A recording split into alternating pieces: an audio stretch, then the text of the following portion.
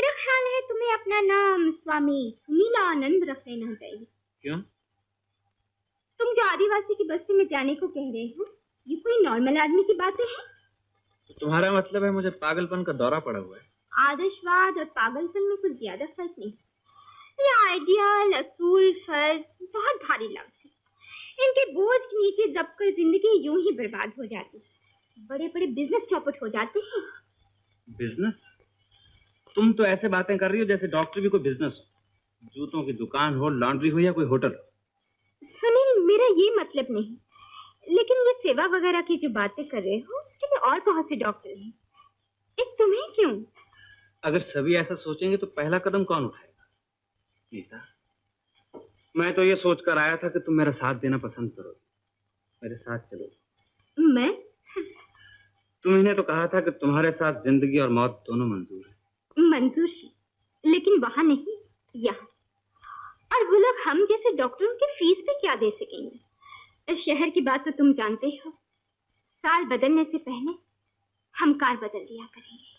ठीक है, उसके लिए तुम और तुम जैसे बहुत से डॉक्टर यहाँ मौजूद हैं।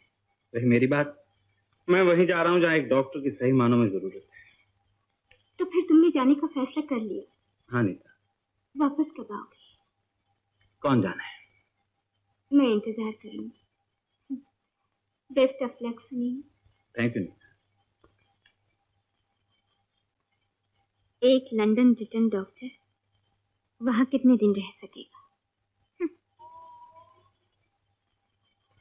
सुनील, मैं तुम्हारे असूल और आदर्श के दरमियान नहीं आना चाहता, लेकिन क्या यह मुमकिन नहीं जो सेवा तुम वहां जाकर करना चाहते हो वो इसी शहर में रहकर करो? पिताजी, पानी की जरूरत समंदर को नहीं रेगिस्तान को होती है। यहाँ एक सड़क पे 8 डॉक्टर हैं, वहाँ 8 गांव में एक भी नहीं। माँ, तुम्हें तो खुश होना चाहिए, तुम्हारा बेटा अपना फर्ज पूरा करने जा रहा है। सुनील मेरे लाल, मुझे मत रोको माँ। कई बार तेरे अफसर पिता ने फर्ज की दुहाई देकर मुझे मजबूर किया। डॉक्टर बेटा कर रहा है, ये मैं उन्हें न रोक सकी तो तुझे क्या रोक पाऊंगी? बस मुझे तो यही चिंता है कि तू वहां कैसे रह सकेगा। तेरे खाने पीने रहने सहने का कौन ध्यान रखेगा? माँ, जब तुम्हारा आशीर्वाद मेरे साथ है तो मुझे और किस चीज की जरूरत है। पिताजी। ओ बाबू, हम लोग तैयार हैं। चलो बेटी, अंदर जाके साहब और माँ जी को धन्यवाद दे। चलो।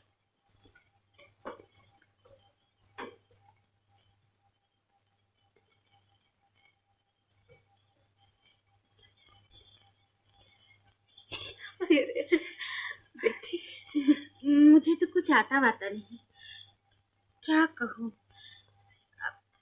अच्छा, एक बात कहती हूँ। माँ जी तुम बहुत अच्छी हो। ठीक कहा ना बापू? हाँ बेटी, ठीक कहा।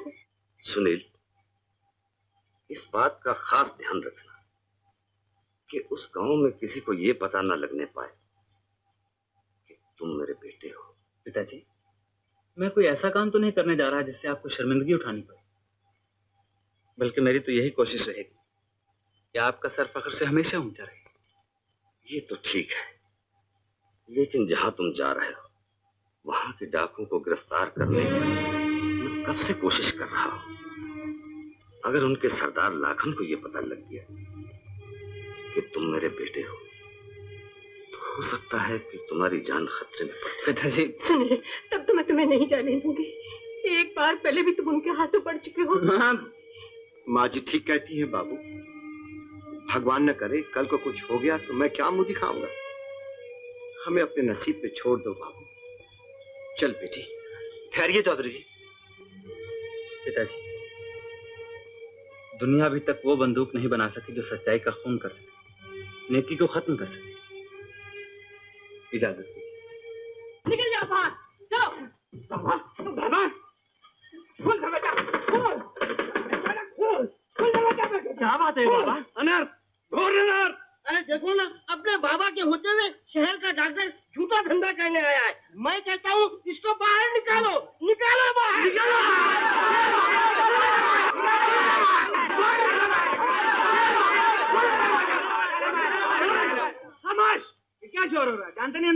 इलाज हो रहा है? इलाज हो रहा है, खूब इलाज हो रहा है।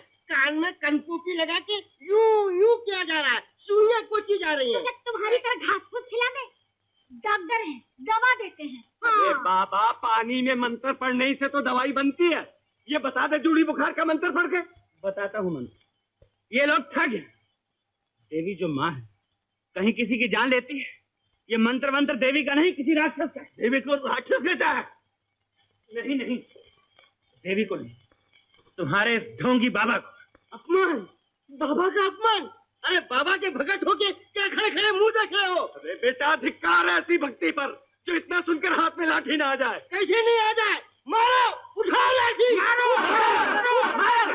खबरदार जो डॉक्टर बाबू पे हाथ उठाया, एक ही खोपड़ी फोड़ के रख दूंगी। छोड़ो, छोड़ जाओ, छोड़ दो। डॉक्टर बाबू को मैं बुला कर लाया हूँ। मेहमान पर किसी ने लाठी चलाई तो यहाँ धरती लाल कर दूंगा खून से। बड़े कोई माई का लाल हो तो आगे। अगर ये बात है तो फिर हो जाए बात ऐसे में। रामू, ये क्या हो रहा है? मेहमान पे हाथ उठाते तुम लोगों को शर्म नहीं आती? इसलिए भोगे बाबू का अपमान किया है। हरिया, ओ बेटा हरिया, माँ को होश आ गया। डॉक्टर बाबू चलिए। माँ, ये डॉक्टर बाबू ने अच्छा कर दिया। माँ, देखा रामू, 4 दिन से बेसुध थी बेचारी। आखिर डॉक्टर बाबू की दवा से ही होश आया ना। हाँ। रामू, लोग तपस्या करते हैं भगवान को पाने की, और द्वार पे आए हुए भगवान को तुम लौटा देना चाहते हो। क्षमा कीजिए डॉक्टर बाबू, गलती हो गई। नहीं, तुमसे कोई गलती नहीं। धीरे धीरे सब ठीक हो जाएगा। मैं आप लोगों को समझ जाऊंगा, आप लोग मुझे समझ जाएंगे। अच्छा, मैं शाम को फिर आऊंगा। भगवान आपका भला करे। चलो बापू। अरे बाकर, आओ। जोर से सांस लो।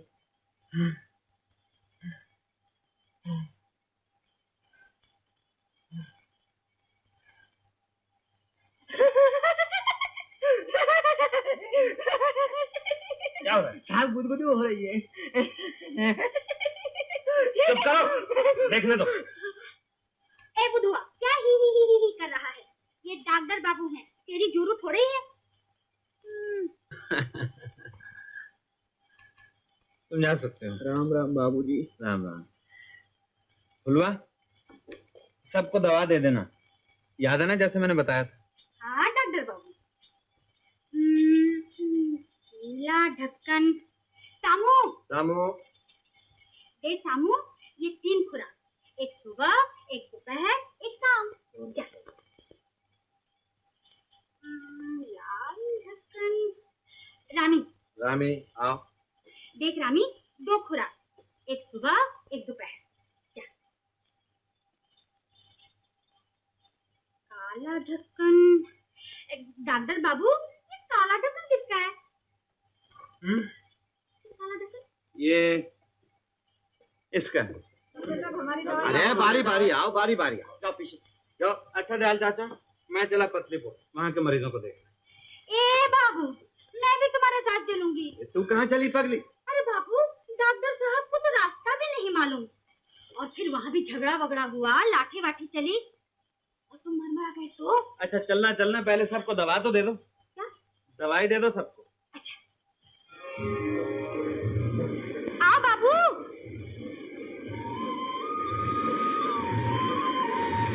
यहाँ कहाँ ले आई फुलवा? यहाँ तो नदी है।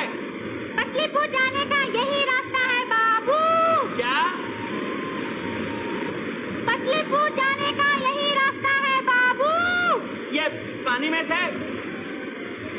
पानी में से नहीं, फिर? पानी रेल से। पानी रेल?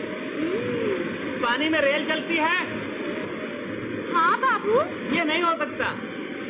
ये हो सकता है। अरे ये नहीं हो सकता। ये कैसे हो सकता है? वो देखो, क्यों बाबू, हो सकता है या नहीं? ये अगर रेल है तो हो सकता है। तो फिर आओ।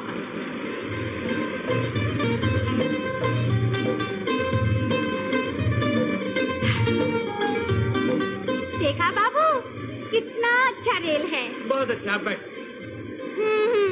पहले तुम। अरे बैठो ना बाबा। पहले तुम। पहले तुम, लेडीज फर्स्ट।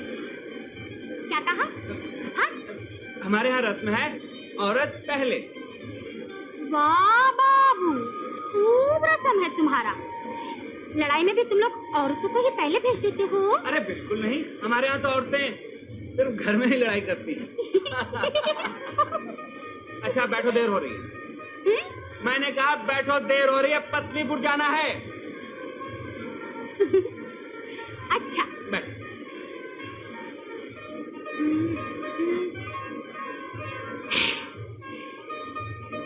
चलो छोड़ो।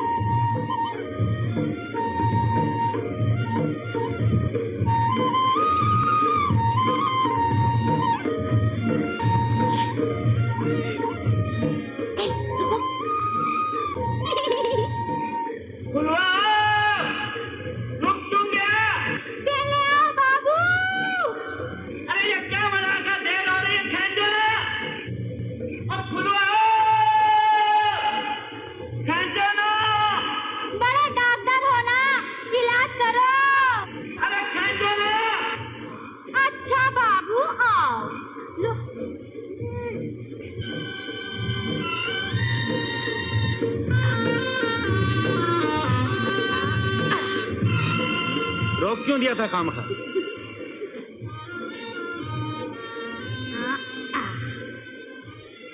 चला। देखा बाबू, यहाँ तुम्हारी बागडोर मेरे हाथ में है। ज्यादा अटपट करोगे तो इसी तरह लटका दूंगी। बस बस, बहुत हो चुका मजाक, अब चलो। लाओ चलो।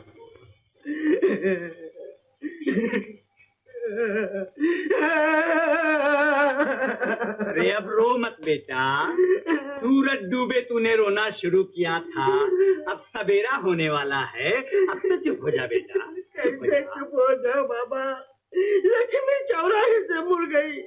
जो कुछ मार इधर आने वाला था वो सब डॉक्टर के घर चला गया। घबरा नहीं बच्चा, घबरा नहीं। अरे पाप की कमाई उसे पचेगी कहाँ? ऐसा उपाय करूंगा कि सब वापस आ जाएगा। नहीं तो क्या झूठ, बाबा का वचन है। अब रोना नहीं है?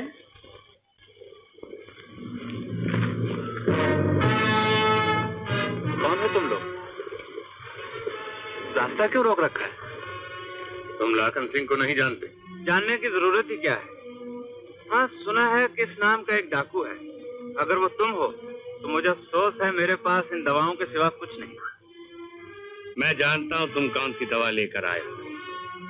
पुलिस ने 20,000 रुपए का इनाम जो मेरे सर पर रखा, तुम उसे हासिल करना चाहते हो। लेकिन याद रखो डॉक्टर, 20,000 रुपए के लिए तुम्हें 20 जन्म लेने पड़ेंगे।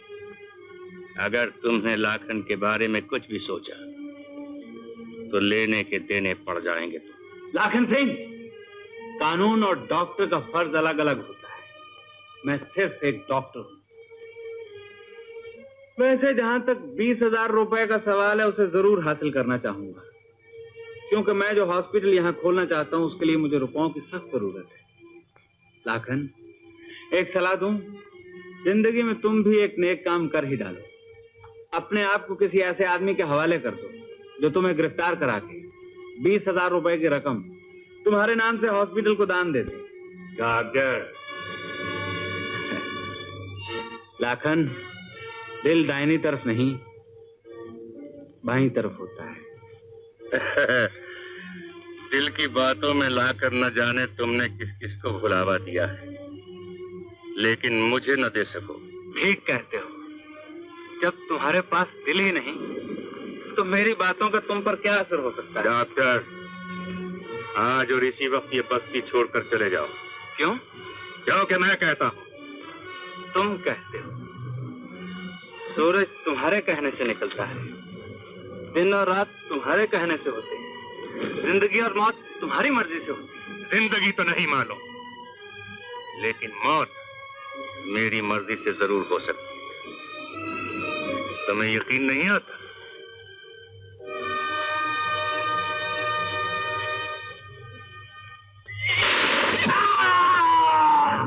रुको!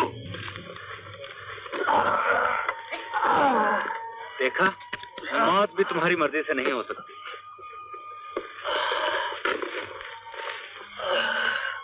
अब अगर तुम उसे अपनी बंदूक से जिंदगी दे सकते हो तो दे के देखो, नहीं तो मुझे अपना काम करना है।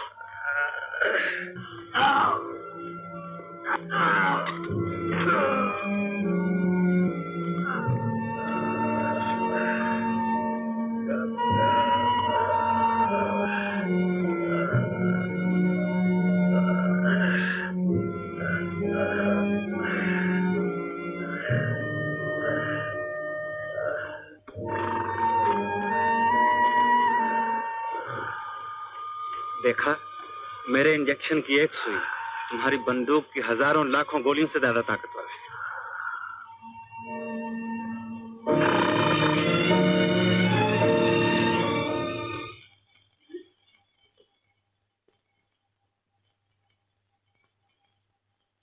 किसका खत है? सुनील का? हाँ। क्या लिखा है? कैसा है मेरा बेटा? कब आ रहा है? क्या हुआ? अब वो नहीं आएगा। मुझे जाके कुछ करना होगा।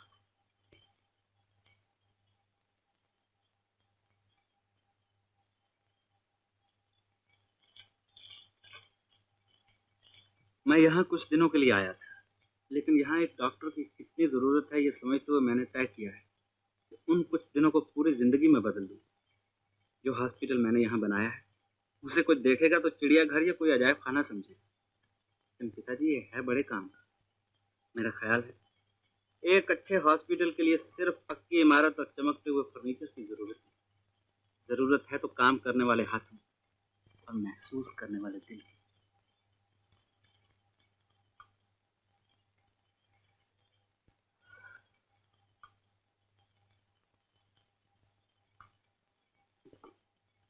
वाह, अब तुम बिल्कुल अच्छे हो गए। आज आखिरी सुई और दे देता हूँ, उसके बाद खाओ पियो मौज करो। खुलो, जरा बैग तो लाना। ये लो डॉक्टर बाबू। खुलो, जरा पानी दे। लो बाबू।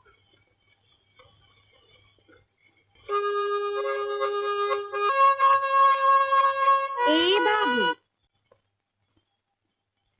तुम तो बिल्कुल फुलझड़ी हो रहे हो। क्या मिल गया? मिल गया नहीं, मिल गई कहो फुलवा, मिल गई।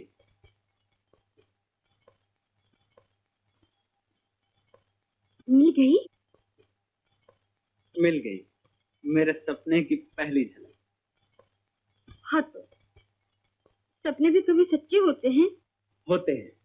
रात में सोते हुए जो सपने आते हैं वो सच्चे नहीं होते, लेकिन दिन में जागते हुए जो सपने देखे जाते हैं वो हमेशा सच्चे होते हैं, क्योंकि उनका दूसरा नाम है इरादा।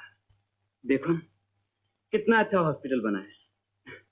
रस्सी का ये मचान, हॉस्पिटल खुलने और बंद होने के ऐलान के लिए ये ढोल, अपने हाथों की बनाई हुई ये कुर्सी, अलमारी, मेज, मरीजों को सुबह जगाने के लिए मुर्गा यानी मुर्गा घड़ी। वाह, क्या इस्तेमाल हुआ है सब चीजों का।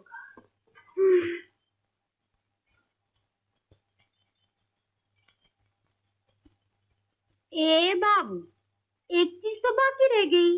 वो क्या? चूड़ियां। अरे हाँ, ये तो मैं भूल ही गया। इनके लिए भी सोचना पड़ेगा। मरीज तो चूड़ियां पहनने से रहे, और अगर डॉक्टर चूड़ियां पहन के बैठ गया तो क्या किया है? सोच लिया। क्या सोच लिया बाबू? इधर ला।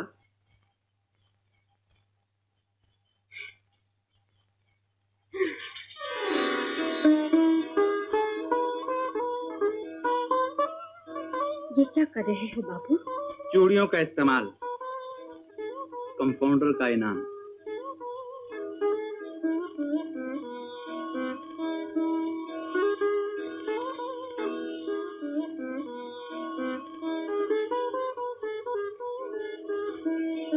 अरे फुलवा, अरे ये रह गई।